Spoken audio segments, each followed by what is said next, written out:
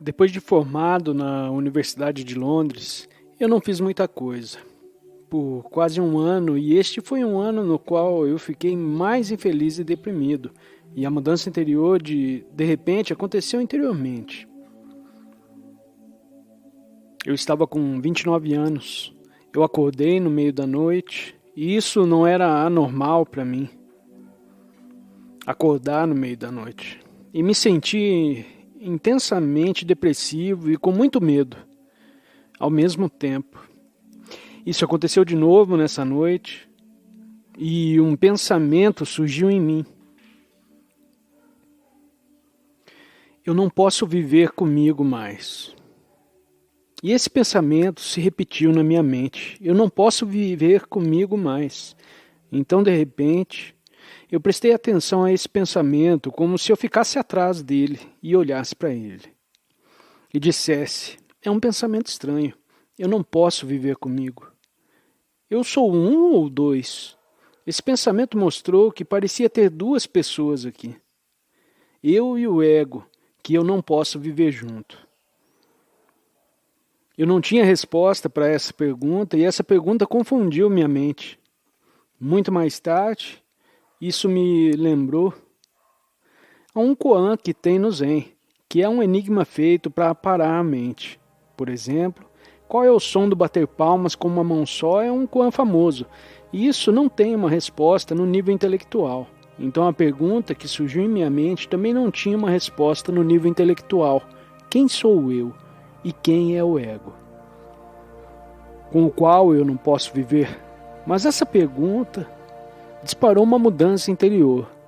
Algo dentro de mim que eu não entendi naquele momento. Deve ter se desidentificado do ego. O meu eu infeliz, como eu chamei mais tarde. Então esse tipo de desidentificação aconteceu. O eu sou, o qual mais tarde reconheci como a consciência que eu sou. Se separou da identidade condicionada, da consciência condicionada, que era o que me fornecia um sentido de identidade com o ego. E isso consiste, a maior parte, de uma história infeliz. Então eu senti como que sendo sugado a algum tipo de vórtice de energia, no qual eu estava desaparecendo, e ainda ocorreu um momento de resistência, e então eu ouvi alguma coisa, como se fosse uma voz interior, dizendo, não resista. Então eu desisti de resistir ao sentimento de quase estar desaparecendo no nada. E então eu não me lembro de muito mais daquela noite. Tudo o que eu sei é que na manhã seguinte eu acordei e abri meus olhos, olhei ao meu redor, e o que eu estava vendo parecia que era pela primeira vez. Recente, algo novo e vivo, a luz vindo atrás da janela, objetos familiares na mesa, pareciam novos e vivos.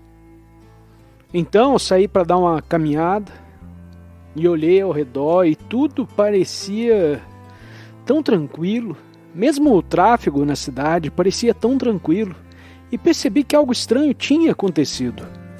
De repente, tudo parecia preenchido de vida em paz, e eu não sabia por quê. E foi assim. E esta paz interior surgiu como um pano de fundo para todas as experiências, como pano de fundo para todas as sensações, mesmo como um pano de fundo para os meus pensamentos. Nunca mais me deixou. Mas levei um longo tempo para entender e ser capaz de colocar em palavras. Mais tarde comecei a investigar outros ensinamentos espirituais, pela primeira vez, budismo, cristianismo e ensinamentos espirituais mais atuais. E muito rápido, eu reconheci a verdade, que em muitos casos está escondida sobre muitos séculos de adições culturais, interpretações e equívocos, e pude ver a verdade que está no budismo, no cristianismo, os ensinamentos originais, e eles esclareceram o que aconteceu comigo. E, por exemplo, peguei o Novo Testamento e li que Jesus disse: a paz vem através do total entendimento. E isso é exatamente o que eu sinto. Esta paz vem de entender tudo o que é. Então ele deve ter tido esta mesma experiência. A paz, de repente, surgiu. E não relacionada com qualquer coisa no mundo externo. Não foi causada por alguma coisa maravilhosa no ambiente externo. Ou seja, não parecia ter uma causa externa. E mais tarde eu visitei professores Zen e de novo eu reconheci a verdade do Zen imediatamente, mas eles também me ajudaram a entender o que aconteceu comigo, em um contexto muito maior. Por exemplo, eu me lembro de falar com um monge budista que disse, quando nós conversávamos, sobre chegar ao fim do ato de pensar. E que Zen é sobre não pensar. Imediatamente, percebi algo que, estranhamente, eu não tinha percebido antes. Que meu processo de pensar, depois do que aconteceu naquela noite, ficou reduzido de talvez 80%, ou seja, eu não estava mais pensando tanto. E por causa disso eu tinha tanta paz. Então eu percebi que o ruído mental contínuo, como agora eu o chamo, que é compulsivo e composto na maior parte de pensamentos inúteis, e que na maioria das pessoas está mentalmente acontecendo o tempo todo, no meu caso acabou. Pode acontecer algum pensamento quando ele é necessário, e ocasionalmente pensamentos podem vir. Mas existem grandes intervalos em que não há pensamento, e nesses espaços longos e intervalos de não pensamento, ocorre a experiência maravilhosa de paz interior. E descobri que esta paz interior já estava lá antes, mesmo quando estava ansioso, mas estava simplesmente coberto pela ansiedade e pela hiperatividade da mente. E gradualmente isso se desenvolveu em um ensinamento espiritual. Então, o ensinamento espiritual agora tenta mostrar às pessoas que elas já têm dentro delas o que elas talvez estão procurando fora. A vida, a paz, o sentimento de profundo preenchimento interior já está presente em todo ser humano, como parte da sua essência interior. Então, não é mais uma questão de necessidade de obter ou adquirir alguma coisa nova, que frequentemente alguns buscadores espirituais estão procurando. Todo mundo está procurando por adquirir algo para preencher a si mesmo. Eles talvez estão procurando por isso no nível material, ou no nível de experiências, ou no nível de acumular conhecimentos, ou acumular bens. Ou buscadores espirituais que querem adicionar mais experiências espirituais para o que eles são, ou achar elas mesmas em algum ponto do futuro. E você não pode, por causa, se você está olhando para o futuro, para encontrar você mesmo, você já está se perdendo a essência do seu ser, que você só pode encontrar no agora. Então eu descobri naquela noite, que tomou-me anos para entender, e no processo de entender isso, ao mesmo tempo, pessoas vinham até mim e ocasionalmente faziam perguntas. Então, gradualmente, eu ficava capaz de falar a respeito disso. E ficava capaz de reconhecer em outros o que eu tinha passado, o mesmo dilema. E talvez, com a exceção que eu tinha sofrido, mais profundamente do que muitos outros, eu estava mais profundamente imerso no ruído mental e no turbilhão emocional do que seria o normal. Mas o mesmo mecanismo operava nos dois sentidos. O que você sente em si mesmo como consciência, a presença, emana da fonte de toda a vida que podemos chamar de Deus. Então você é uma emanação de Deus. Volte para a fonte e tenha uma conexão consciente com a fonte.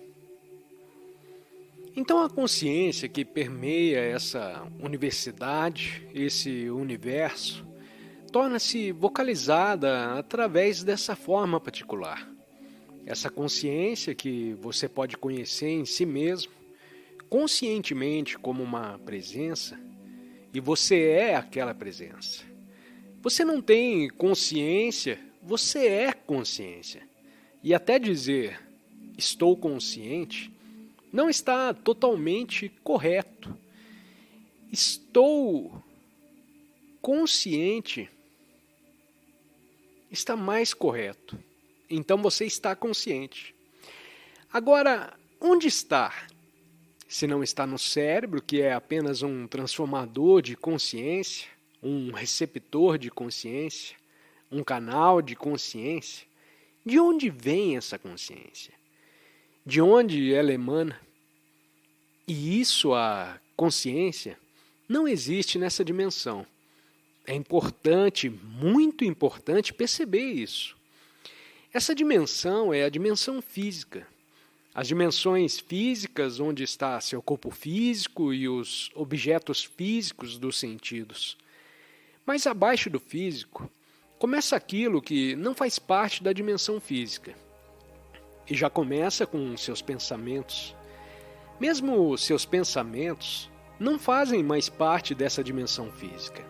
Eles vivem em outra. Eles existem em outra dimensão.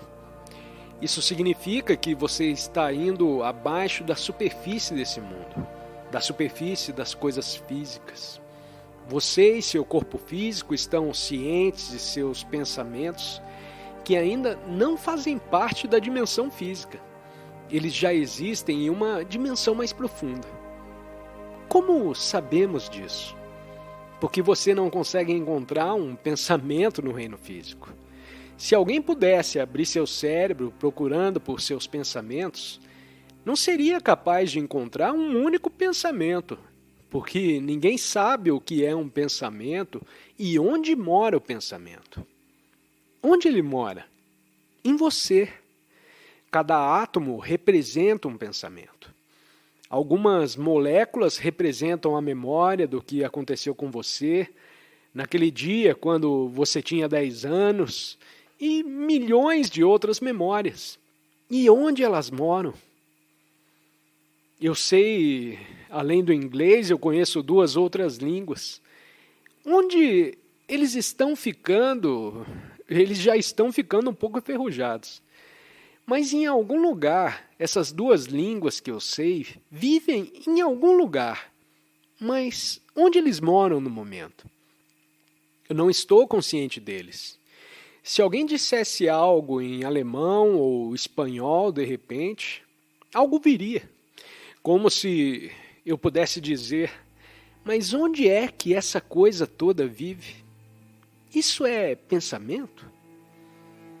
Então vem emocionalmente novamente. A emoção. Você não consegue encontrar a emoção. Tem, certo.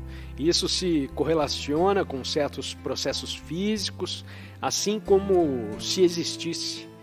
Você pode imaginar algo e então o corpo reage a isso. Imagine que você está bebendo suco de limão agora. Imediatamente sua saliva começará a se acumular em sua boca, porque seu corpo pensa que é real.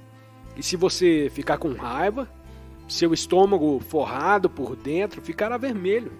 E muitas outras coisas acontecerão em seu corpo à medida que você fica com raiva.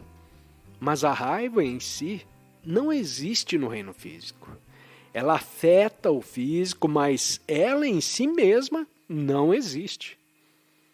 Então você vai mais fundo no invisível. Porque você, em outras palavras, a consciência não é dessa dimensão. A consciência representa outra dimensão, a dimensão transcendente.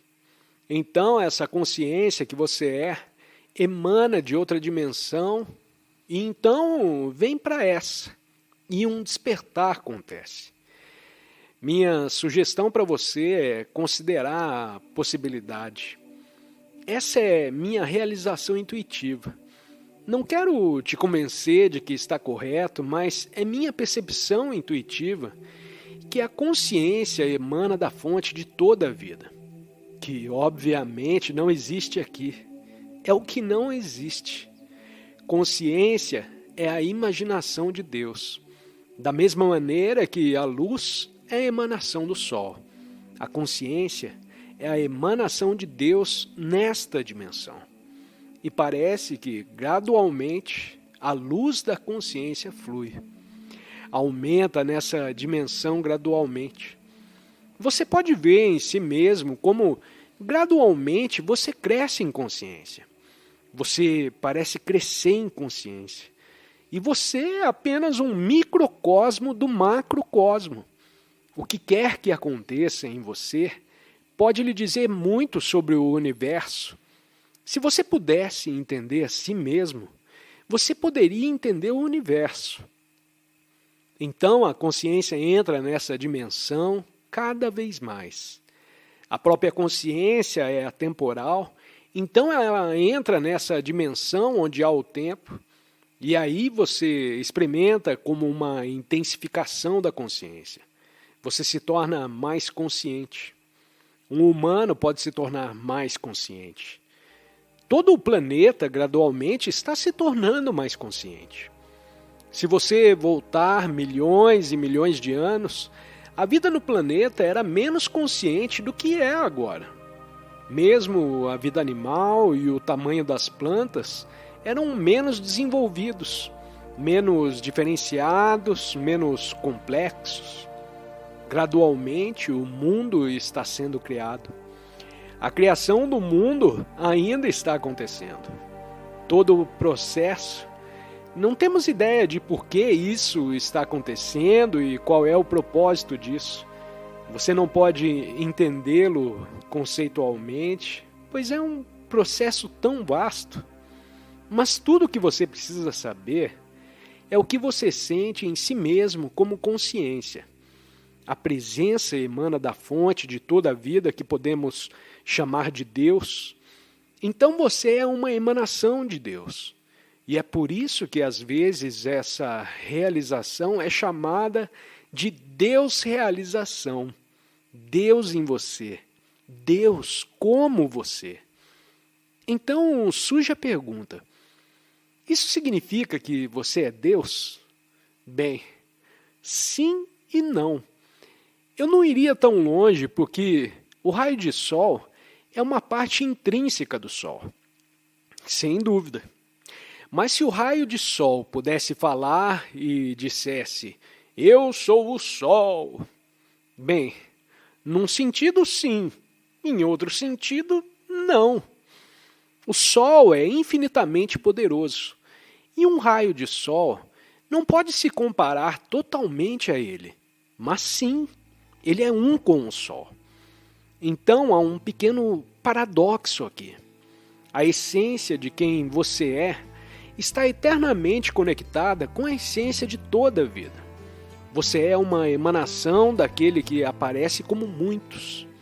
É maravilhoso perceber que quem você realmente é, seu lar, está lá.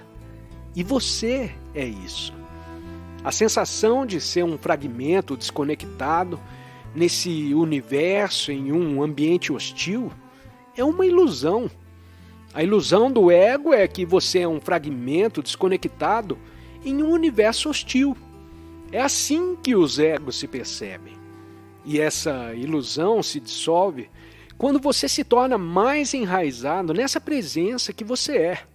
Isso traz a paz, uma sensação muito poderosa de paz que está sempre presente no fundo de sua vida. Porque você tem essa sensação de conexão com o transcendente, com Deus. Isso significa que você já está em casa. Sempre penso que o famoso som próprio e a palavra em inglês home são relacionados. E não é por acaso que eles são tão parecidos. Eu estou em casa. Então é através da autotranscendência que você percebe esse o único do qual você é uma expressão. E para muitas pessoas a autotranscendência não vem até que o sonho de um eu separado se torne insuportavelmente difícil e doloroso. Para muitas pessoas a transcendência do eu não acontece até que a vida lhes traga experiências difíceis e desagradáveis. É quando o eu se torna muito insatisfatório, limitante e doloroso que algo se abre. O eu se entrega e é transcrito, e você percebe a essência de quem você é além da pessoa, além do ser. No entanto, você não precisa esperar por isso. E muitos de vocês já passaram pela dolorosa experiência do sofrimento, que é inseparável de se considerar uma entidade separada sofrendo. O sofrimento é aquilo que te leva ao despertar. É um milagre. Em última análise, o sofrimento é transcendido. Mas isso não acontece até que o eu seja transcendido, o próprio ego limitado. Até que isso aconteça, o sofrimento é a coisa mais importante e indispensável em sua vida. O sofrimento é o caminho. Ele potencialmente leva à autotranscendência. Quando o eu se torna insuportável, quando a dor se torna avassaladora. Essa é a importância do sofrimento nos ensinamentos antigos. Portanto, quando o sofrimento acontecer em sua vida, dê as boas-vindas a ele. O sofrimento ocorre quando há perdas em qualquer nível. Perdas de posses, perda de status, perda de habilidades físicas, perda de entes queridos e assim por diante. Existem muitas outras formas de sofrimento que são criadas apenas pela mente humana, como várias formas de ansiedade e medo que são geradas quase exclusivamente pela mente. O Buda disse: eu ensino o sofrimento, mas também o fim do sofrimento. Essa é a mensagem central, tanto no ensinamento do Buda, quanto na imagem simbólica de Jesus na cruz. A crucificação de Jesus é a imagem arquetípica do sofrimento. Jesus representa a essência humana, simbolizando todos os seres humanos. A crucificação é a representação do sofrimento supremo. A morte na cruz e a ressurreição, que simboliza a autotranscendência. Essa bela mensagem está contida na imagem de uma forma que permite que as pessoas a compreendam intuitivamente, mesmo que não tenham a capacidade de entendê-la conceitualmente. Mesmo uma pessoa simples pode receber intuitivamente essa mensagem.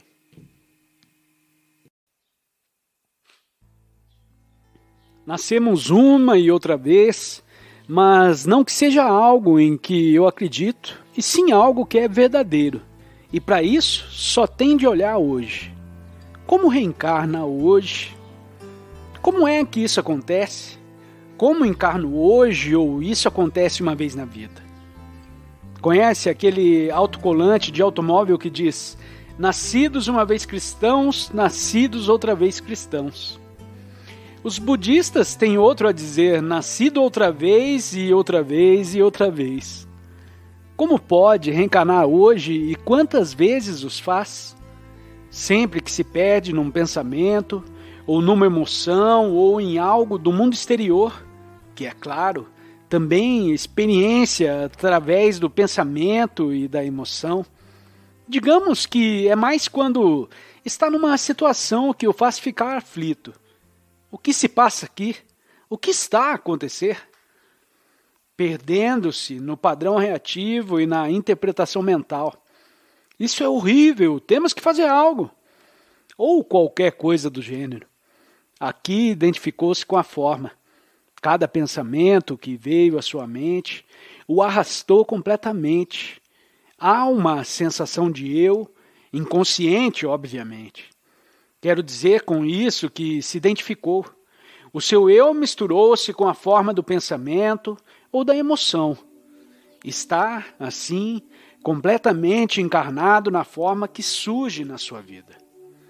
É desse modo que os humanos percorrem as suas vidas sem saber, sem estar conscientes de que encarnam muitas vezes, pois perdem-se continuamente nas formas.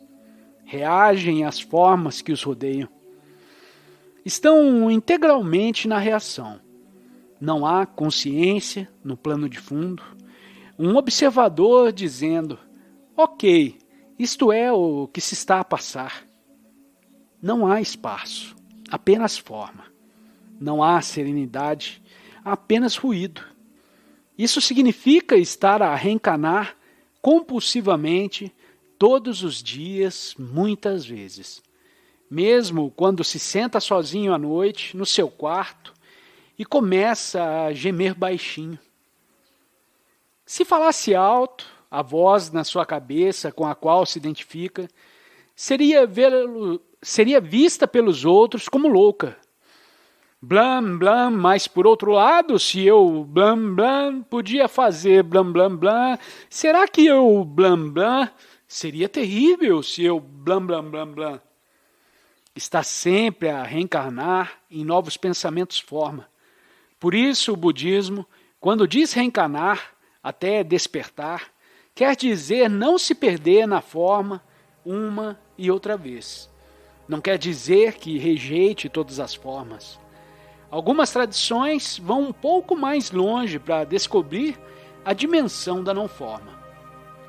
Aconselham para não se olhar mesmo para nada belo, porque não permanecerá aqui por muito tempo. Já se está a dissolver. Não olhe para uma flor e certamente para uma mulher bonita. É que não devem olhar. E ficam cabisbaixos, tipo zumbis, mas a espreitar. Porque assim perde-se na atração e terá de reencarnar muitas vezes. Alguns monges não podem entregar algo a uma mulher. Só o fazem colocando o objeto numa mesa para ela o apanhar. Caso contrário, estariam a ter um contato com ela.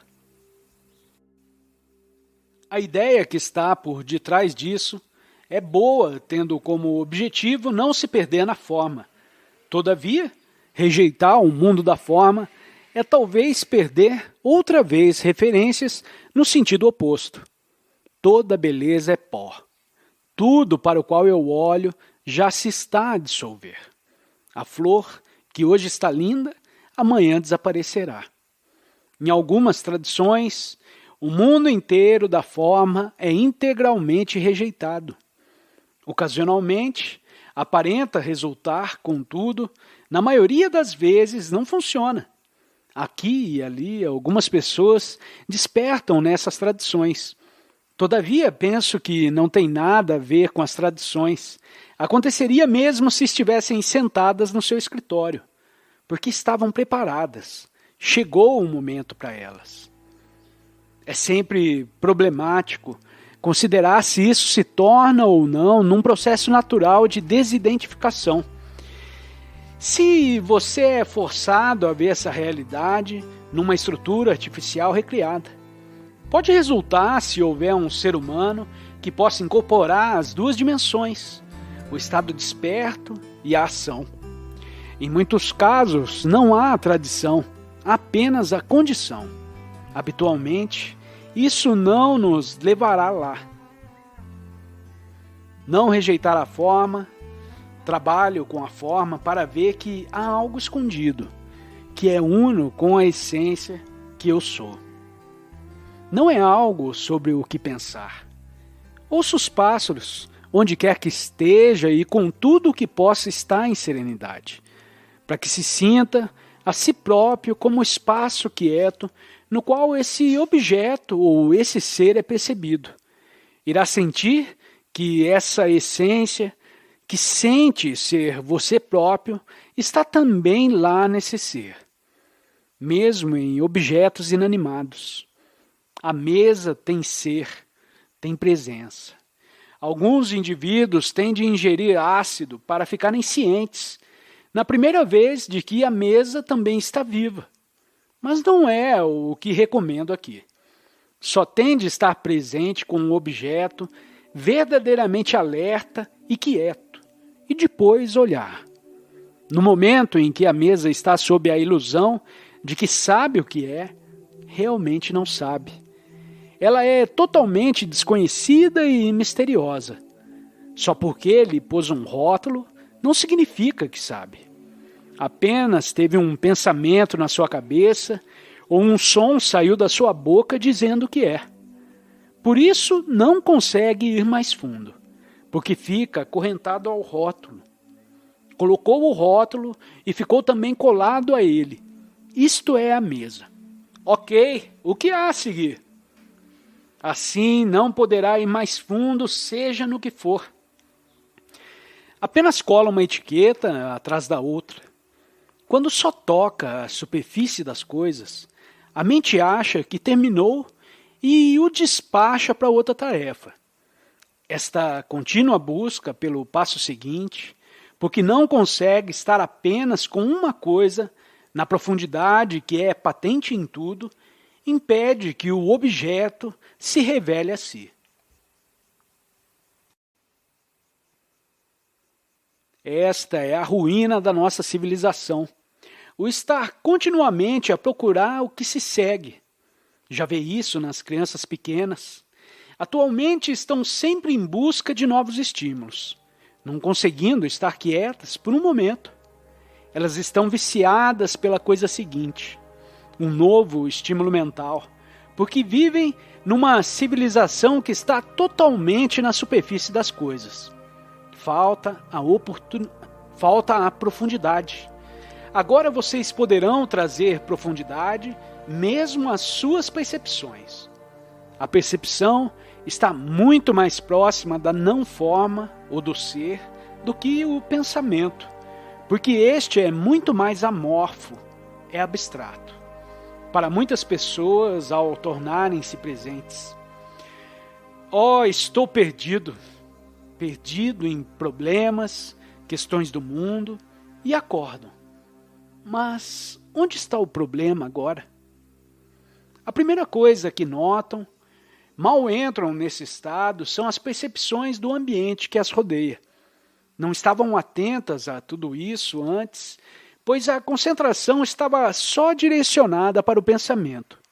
Subitamente, olham para o solo, para a mão, para a mesa, para a luz, e ao olharem está a serenidade. De fato, por estranho que pareça, não conseguem olhar para nada sem ser com serenidade. Porque mesmo as pessoas que rotulam os objetos compulsivamente, que afinal somos todos, há sempre um momento. Estamos a falar apenas no sentido da visão, porém é o mesmo para todas as percepções.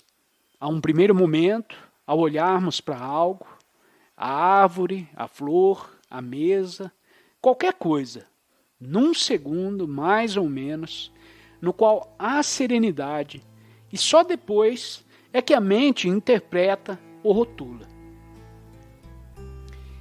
Se conseguir apanhar a si próprio neste primeiro olhar, repara que há um breve momento de não etiquetagem. De outro modo, nem sequer veria o objeto. Depois, há um retrocesso. Isto é, a percepção perde imediatamente a sua acuidade e alacridade, uma vez que a etiqueta mental substitui a vivacidade que há lá. Bum! Está morta. Olha para o objeto ou ouve um pássaro, onde há um momento de audição pura.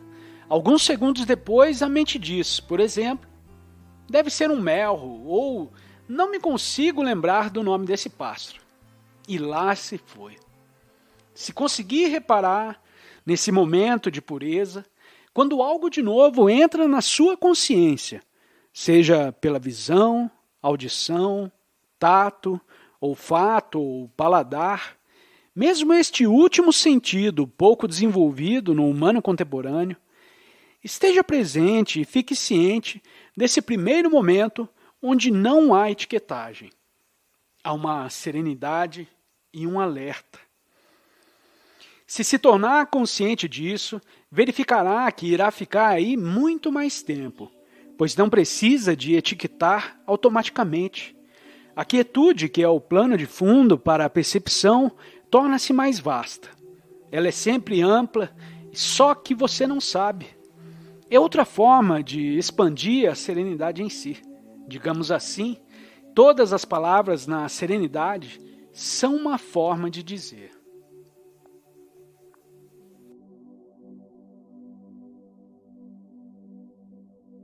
Se gostou da música e quiser ter acesso a mais conteúdo semelhante, visite o canal Light Sounds e inscreva-se para receber mais conteúdo semelhante. Muito obrigada e até a próxima!